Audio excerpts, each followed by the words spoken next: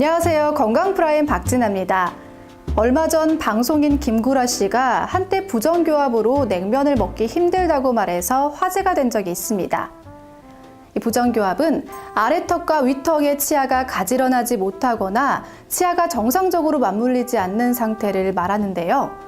이 부정교합이 생기게 되면 미관상 좋지도 않고요. 위턱과 아래턱이 정상적으로 맞물리지 못하기 때문에 턱 주변의 근육 또는 신경계의 정상적인 기능까지 문제가 생기게 됩니다.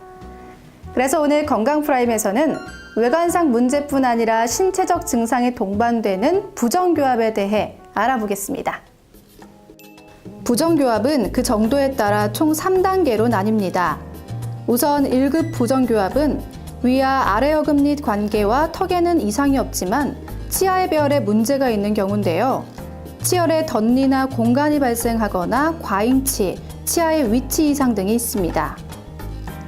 다음으로 2급 부정교합은 위턱이 아래턱에 비해 전방으로 나와 있는 상태로 무턱의 경우가 여기에 해당됩니다. 마지막으로 3급 부정교합은 아래턱이 위턱보다 앞으로 나온 상태로 위턱의 성장이 부족하거나 아래턱의 성장이 많이 된 경우인데요. 흔히 말하는 주걱턱의 경우가 있습니다. 이외에도 위와 아래턱의 앞니들이 서로 닿지 않는 상태인 개교교합이나 위턱의 앞니가 아래턱의 앞니를 정상보다 깊게 덮인 상태로 물리는 상태인 과개교합도 존재합니다. 부정교합이 있으면 하안면부에 있는 모든 조직에 정상적인 기능을 할 수 없기 때문에 간단히 치아 사이에서는 충치도 생길 수 있고 잇몸 질환도 생길 수 있고요. 연조직에서는 연화 부분에서 코골이도 일어날 수 있고 악관절 질환도 일어날 수 있고 잘 씹지 못해서 소화장애도 일어날 수 있고요. 어떤 경우에는 심리적인 스트레스로 우울증이 올 수도 있다고 생각합니다. 부정교합은 선천적인 원인이 대부분이지만 후천적인 요인도 무시할 수 없습니다. 우선 선천적 요인으로는 유전적인 치아 결손, 기형치와 과잉치, 유치의 조기 상실 등이 있고요. 만일 유치가 상실되면 상실된 공간으로 치아가 이동되고 치열궁의 형태가 수축되기 때문에 공간이 줄어들어 부정교합을 유발합니다. 한편 후천적인 요인도 있는데요. 이 후천적인 요인, 손을 빨거나 입으로 호흡하고 또 혀를 내미는 등의 좋지 않은 습관이 있습니다. 이런 행동을 지속적으로 하게 되면 잇몸뼈에 압력을 가하면서 뼈를 변형시키고 치아의 위치도 변화시켜서 부정교합을 불러올 수가 있죠.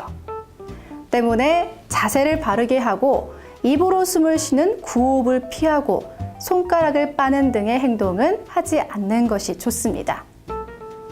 그렇다면 이 부정교합이 생겼을 때는 어떻게 해야 할까요? 일반적으로 턱뼈에 큰 문제가 없다면 연구치열이 완성되는 5, 6학년쯤에 치과에 내원하셔서 교정 전문의와 그 치료 시기를 상의하시면 충분히 늦지 않습니다. 하지만 위턱과 아래턱 사이에 부조화가 있는 경우라면 흔히 생각하는 이제 무턱이나 주걱턱이 되겠죠. 그렇게 되면 이는 턱뼈의 성장을 이용해서 턱뼈의 성장량과 방향을 조절하는 악정형 치료, 즉 턱교정 치료를 할 수 있는 시기를 잡아야 합니다. 그래서 일반적인 치열 교정 시기보다는 조금 더 앞당겨서 치료를 하게 되고요. 특히 주걱턱의 경우에는 상악 전치가 거꾸로 물리는 것이 발견되면 되도록 빨리 교정과에 내원하셔서 조기에 진단을 받으시고 조기에 치료하는 것이 추천되고 있습니다. 이처럼 부정교합은 그 종류나 유형별로 적절한 치료 시기가 존재합니다. 만약 나중에라고 생각해서 그 치료 시기를 놓치게 되면 치료를 할 수 없는 지경까지 되죠. 평소 6개월에서 1년 주기로 치과 방문해서 부정교합 유무 확인하고 전문의와 상담해서 적절한 치료 시기를 찾는 것이 굉장히 중요합니다. 지금까지 부정교합에 대처하는 자세, 건강프라임이었습니다.